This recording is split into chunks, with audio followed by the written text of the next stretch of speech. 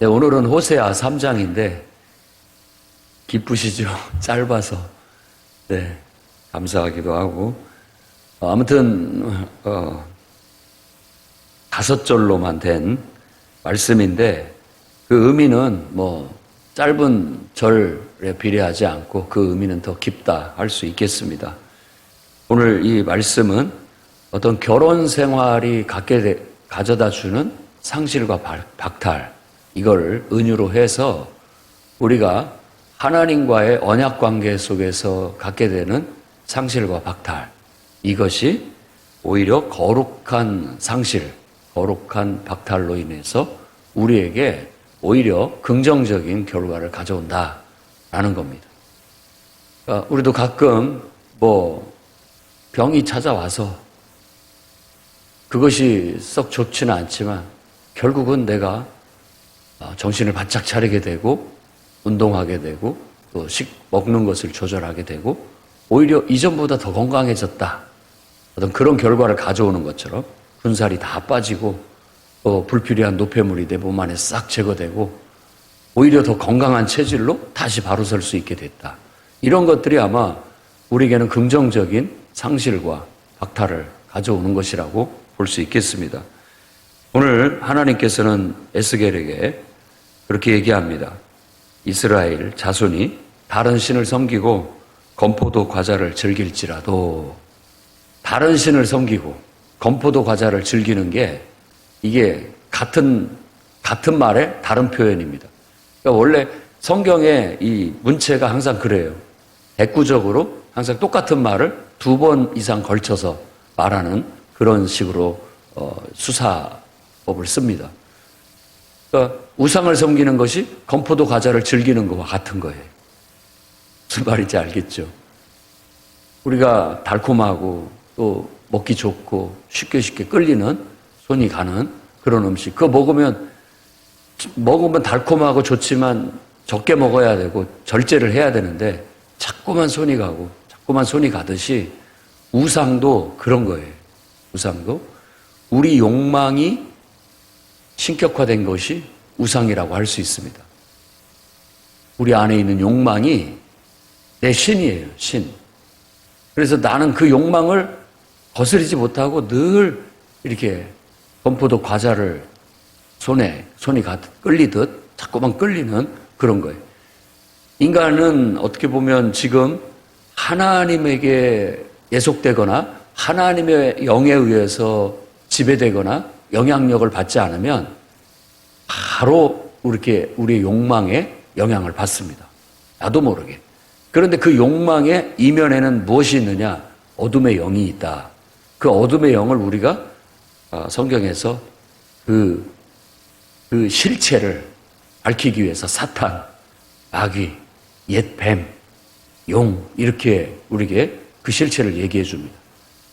스스로가 신이 되려고 하는, 그리고 또 결국은 하나님을 대적하는, 궁극적으로는 결국은 하나님의 미움을 받고 하나님 앞에 반역을 해서 결국은 영원한 형벌을 받을 수밖에 없는 그런 존재에 내가 나도 모르게 노출되고 그것에 사로잡혀서 끌려가고 있다라는 겁니다.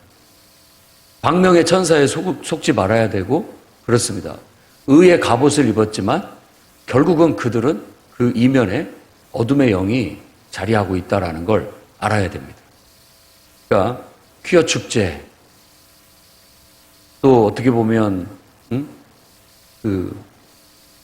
모든 사람들에게 자유, 또 나아가서 어떤 성적 소수자들에 대한 존중, 인정, 얼마나 아름답고 좋은 말인지 몰라요. 다 그렇게 포장을 하지만 알고 보면 그 속에는 인간의 욕망, 음란한 자신의 욕정을 더 짜릿하고 더 자극적인 어떤 방법으로 추구하고자 하는 그런 것과 연관이 돼 있고, 또 그런 동성애나 이런 것들도 다 돈과 연관이 돼 있습니다. 그런 업소를 운영하고 그런 또 성매매를 하고 기타 등등의 다양한 인간의 타락, 어떤 음란한 그런 것들이 그 속에 다 뒷받침이 돼 있어서 왜 저런 걸 저렇게 국회의원들도 법안으로 어떻게 보호하려고 하고 그냥 이렇게 양성화 시키려고 하고 저러는가 하지만 그 사람들은 자기의 표나 또 돈, 어떤 그런 것들과 다 연관이 되어 있기 때문에 그게 없어지지 않고 있는 겁니다. 인간의 욕망이 그 속에서 꿈틀대고 있는 거예요. 그 이면에는 결국은 온 세상을, 인간을 정말 신실한 인간이 못되게 만드는, 어떻게 보면 더 인간을 타락하게 만들고 더 악하게 만들고 더 병들게 만들고 사회를 더 음란하게 만들고 무질서하게 만들고 결국에는 병들게 만들려고 하는 사탄의 음모가 있는 거예요. 근데 그냥 눈앞에 있는 이익과 눈앞에 있는 탐욕을 바라보고 왜 안 해주냐고 이렇게 말할 뿐인 거예요. 알고 보면 다 우상숭배와 같은 그런 일들이라 할 수 있습니다. 그런데도 불구하고 하나님은 그런 영혼을, 그런 이스라엘을 그렇게 자꾸만 어긋나가고 자꾸만 하나님의 은총 속에 하나님의 정말 능력 안에 머물라고, 그 은총 안에 머물라고 아무리 얘기를 해도 눈앞에 있는 욕망과 눈앞에 있는 달콤함에 자꾸 현혹돼서 끌려가고 있는 그런 이스라엘을 때로는 징계도 하고 나무래도 해보고 해봤지만 또 때로는 하나님께서 이렇게 품기도 하신다라는 걸 오늘 말씀에서 보여주고 있는 겁니다. 그럴지라도 여호와가 그들을 버리지 않고 사랑하겠다. 그런 것처럼 너도 가서 타인의 사랑을 받아 음녀가 된, 그러니까 다른 남자 좋다고 결혼했음에도 불구하고 몰래 애인을 삼고 음란하며 살아가고 있는 그 여인을 오히려 사랑해라 라고 그렇게 명을 내리게 되는 겁니다. 앞에서는 2장이 마치 그런 문제로 인해서 자식들한테 다 얘기하고 이젠 이혼 절차를 밟겠다라고 하는 것처럼 말을 하고 있는데 다시 이 3장에서는 그런 여인을 다시 되찾아와라 라고 그렇게 호세아에게 말하고 있는 겁니다. 그래서 은 15개, 그런 순종하여 은 15개, 보리 한 오멜 가지고 가서 그가 사랑하는, 내 아내가 사랑하는 그 애인을 찾아가 가지고 돈 주고 이 여인은 내 여인이니까 돈을 줄 테니까 놔줘라 해서 데리고 오는 그런 모습을 설명하고 있는 겁니다. 인간으로서 누가 그렇게 할 수 있겠습니까? 호세아는 그냥 하나님의 종입니다. 하나님의 종이에요.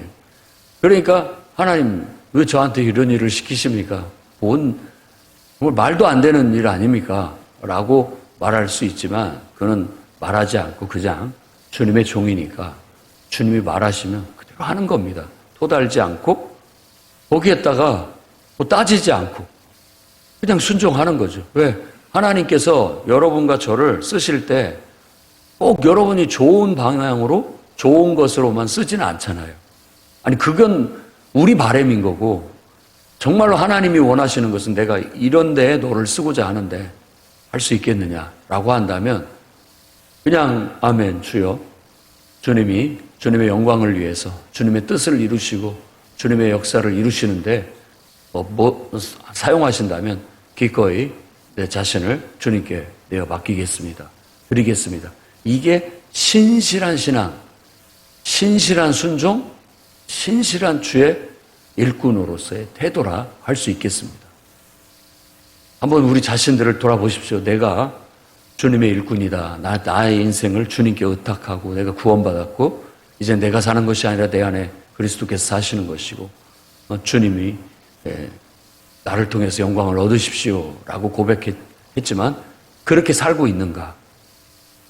내가 정말 달콤한 과자 같은 내가 원하는 것들만 주님을 위한다라고 하고 있고 쓰디쓴 또 내게 욕이 되고 내게 고통이 되고 이런 일들에는 그건 제 길이 아닙니다.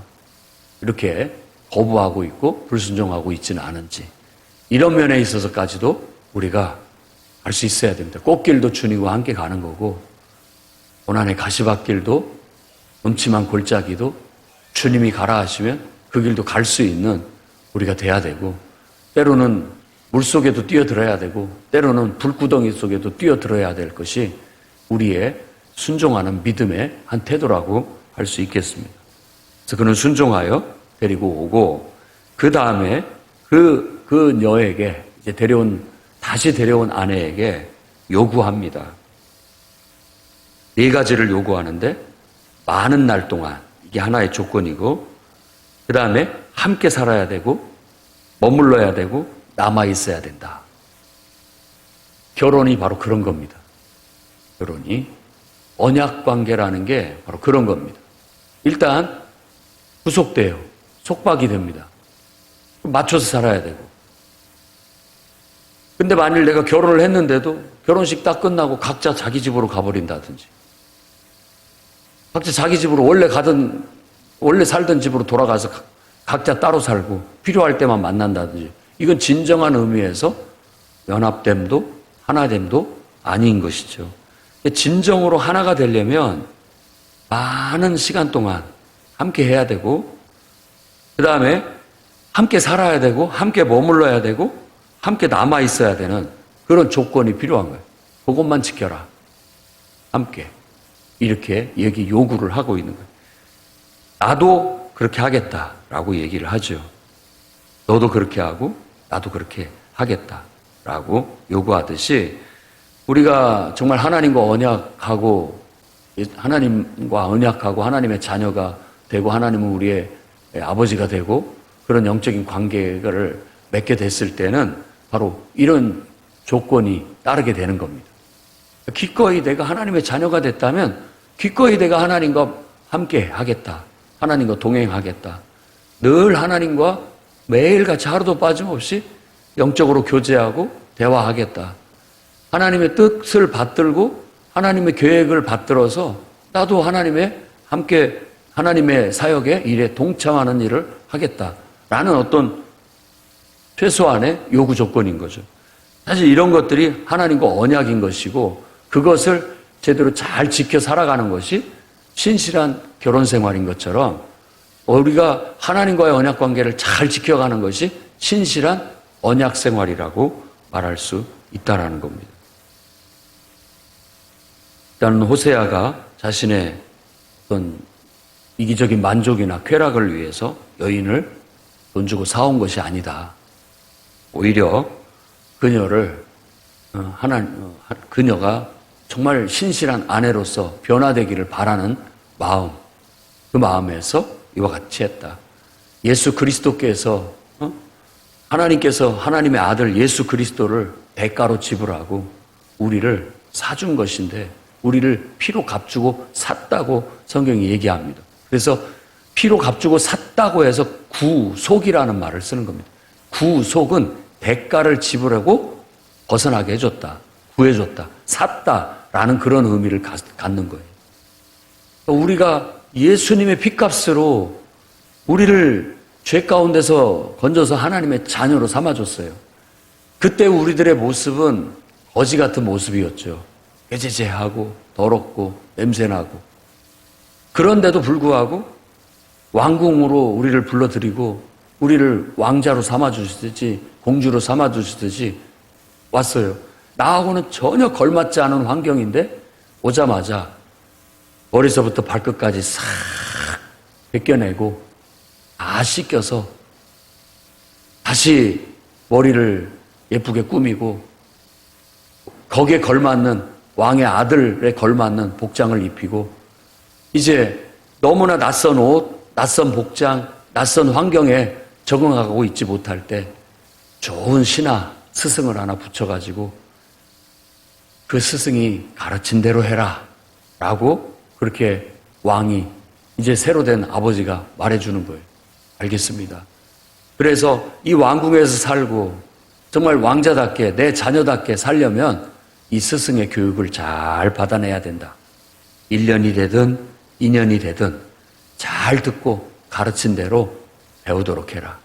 처음에는 그 가르침이 몸에 맞지 않고 마음에 맞지 않고 내 체질에 맞지 않은 듯 했는데 서서히 훌륭한 스승의 교육을 이렇게 받다 보니까 서서히 옛날 내 삶은 정말 너무나 부끄러운 삶이었구나. 옛날 내 삶은 아무것도 아닌 무의미한 삶이었구나.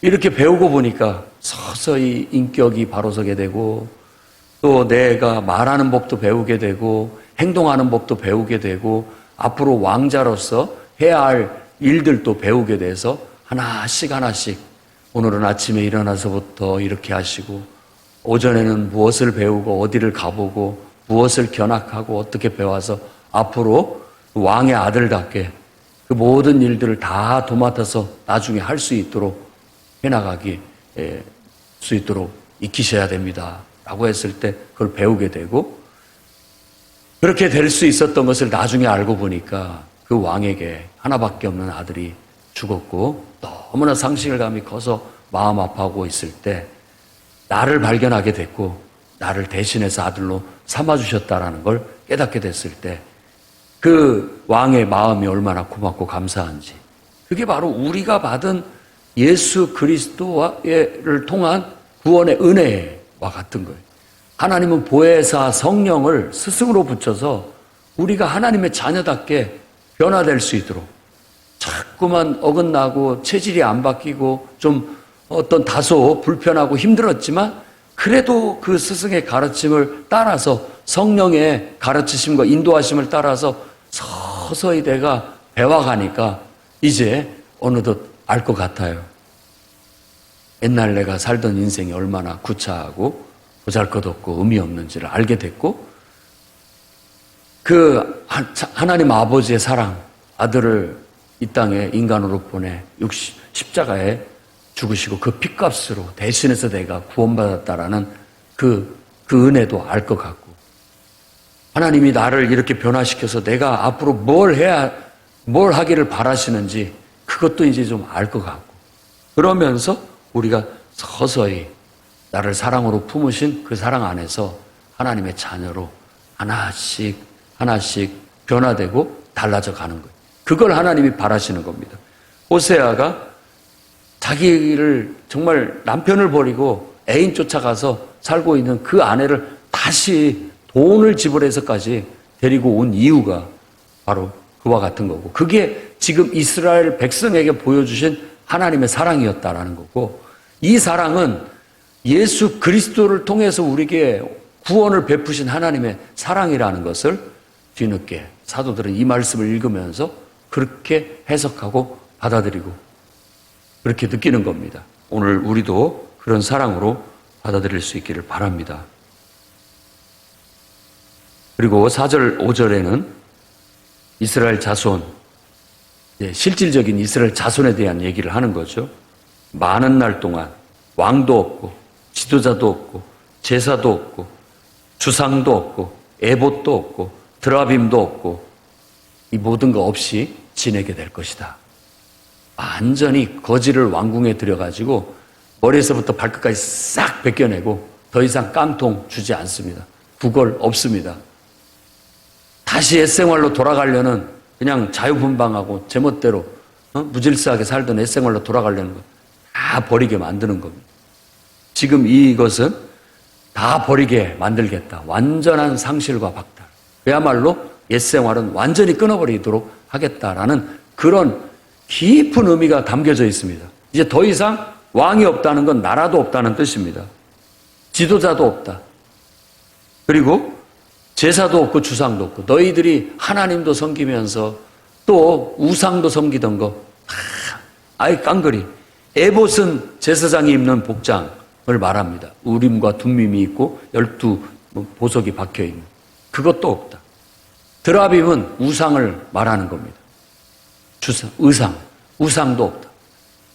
그러니까 좋은 것이든 나쁜 것이든 그 나름대로 있었던 모든 것들은 싹 쓸어내버리고 한동안 아무것도 없는 상태, 텅 비게 만들겠다. 그리고 난 다음에 너희들을 그 후에 이스라엘 자손이 돌아와 그들의 하나님 여호와 하나님을 섬기게 하고 그들에게 다윗과 같은 왕을 세우게 할 것이고 찾게 할 것이고 그리고 최종적으로 마지막 날에는 여호와를 경외하고 그의 은총으로 나아가게 될 것이다. 라고 그렇게 회복에 대한 말씀을 하는 겁니다. 이게 바로 거듭남에 대한 진리죠. 니고데모에게 네가 이스라엘의 지도자고 랍비면서 거듭남에 대해서 알지 못하느냐. 성경, 구약성경 곳곳이 다 거듭남에 대한 얘기입니다. 거듭나기 위해서는 죽어야 되고 죽어야만 다시 태어날 수 있는 겁니다. 우리가 이렇게 상실과 박탈을 경험하지 않으려고 움켜잡으면 거듭날 수가 없습니다. 거듭날 수가 없어요. 내 옛 생활이 그래도 좋은 것이 있잖아요. 그것까지는 꼭 다 버릴 필요는 없잖아요. 여기서 말하는 것이라고 한다면 하나님을 예배하는 제사나 에봇, 제사장 이것까지 버릴 수는 없잖아요. 라고 붙잡을 수 있지만 아니, 다시 처음부터 다시 다 쓸어내고 하나님을 왕으로 섬기고 그분을 주인으로 모시고 예수 그리스도 안에서 모든 삶의 전 영역을 다시 재설정해야 된다. 다시 세워야 된다. 밑바탕부터 시작해서 모든 것이 새롭게 거듭나서 태어난 것처럼 다시 시작해야 된다. 이게 예수 믿는 진정한 의미입니다. 예수 그리스도를 믿고 우리가 거듭나지 아니하면 하나님 나라를 볼 수도 들어갈 수도 없습니다. 경험할 수도 없어요. 우리가 주 안에서 완전히 새로운 영으로 거듭나야만 영적인 생활이 우리에게 펼쳐지게 되는 것이고 진정으로 구원받은 하나님의 자녀다운 모습으로 달라져 갈 수 있어요. 처음에는 실수도 하고 처음에는 내 체질에 맞지도 않은 것 같이 보이고 처음에는 좀 불편할지라도 온전히 하나님을 믿고 하나님의 사랑을 믿고 신뢰하고 적어도 우리는 은혜를 입었으니까 그분이 시키는 대로는 하자. 그 거지가 그런 마음을 안 먹었다면 다시 옛날로 도망가 버릴 거예요. 왕궁 불편해서 못 살겠다. 내 마음대로 먹고 내 마음대로 자고 내 마음대로 하던 다리 밑이 훨씬 좋더라 하고 돌아가 버릴 수도 있는 거죠. 그 스승의 교육과 가르침을 못 받아들이면 튕겨서 나가는 것이죠. 똑같은 거예요. 우리 신앙생활도. 이 여인도 똑같습니다. 부정한 여인도 음탕한 이 고멜도 다시 와서 마음을 먹고 모든 것들을 싹 정리해내고 순수하게 다시 시작하면 순결한 아내가 될 수 있다는 거. 순결한 신부가 될 수 있다는 거. 나도 사랑받는 정말 그런 아내가 돼서 행복하게 살 수 있다는 걸 깨닫게 되고 남편이 이렇게까지 나에게 나를 사랑해주고 나를 배려해준 것에 대해서 나중에는 고맙게 감사하게 느낄 수 있다는 거예요. 그래서 정말 이 사랑은 우리가 깊이 깨달아야 할 복음이고 또 오늘날 우리들도 예수 믿음으로 인해서 우리가 겪어야 될 상실과 박탈을 너무 움켜잡지 않고 과감히 하나님 앞에 내어놓고 그분을 나의 인생의 주인으로 적어도 그분 말 시키는 대로 그분 말씀대로만 내가 순종하자. 다른 건 못해도 그런 마음으로 나간다면 저와 여러분은 마지막 날 정말 하나님의 은총 속에서 구원받은 그야말로 단장한 신부 같은 순결한 신부의 그 아름다운 모습으로 연사포 쓴 그 순결한 신부처럼 우리가 하나님 앞에 그런 아름다운 모습으로 변해 있을 겁니다. 그런 길로 나가시기를 주의 이름으로 축원합니다.